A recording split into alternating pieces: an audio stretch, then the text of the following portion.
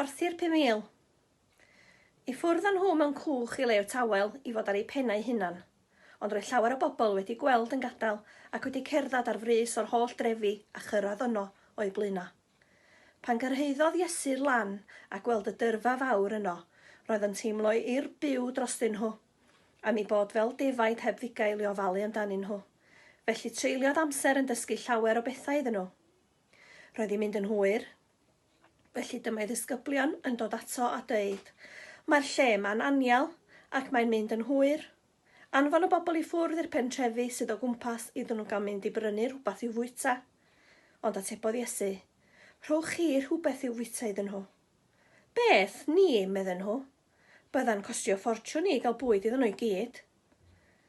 Ewch i weld faint o fwyd sydd ar gael, meddai.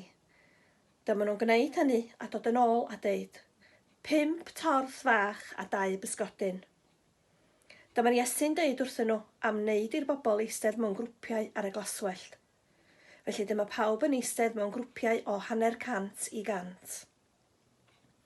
Wedyn dyma'r Iesu'n cymryd y 5 torth a'r 2 bysgodyn ac offrymu gweddi o ddiolch i Dduw. Torodd o bara a'i roi i'w ddisgyblion i'w rannu i'r bobl ac gwneud yr un peth gyda'r 2 bysgodyn. Cafodd pawb ddigon i fwyta a chasglwyd 12 llond basgiad o damidia fara a fysgod oedd dros ben. Fel plentyn, o'n i wrth y modd efo straeon am wyrthiau Iesu Grist, ach pwy plentyn sy'n mylicio meddwl am wyrth fatha magic ynde?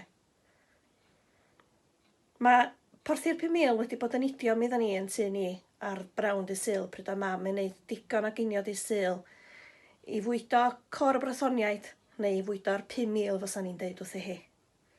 Ac oedd hi'n braf iawn a'n ni'n gallu deud hynny, digon o fwyd yn ymbolia ni. Mae'r stori'n un amserol iawn heddiw hefyd gan bod gymaint o bobl yng Nghymru fach hyd yn oed yn dibynnu ar y banciau bwyd yma. A bysa fo'n neis meddwl y bysa ni gyd yn gallu cyfrannu tuag at y banciau bwyd yma, fel bod ni gyd yn gallu cyfrannu tuag at porthi'r miloedd sydd yn llwgu heddiw.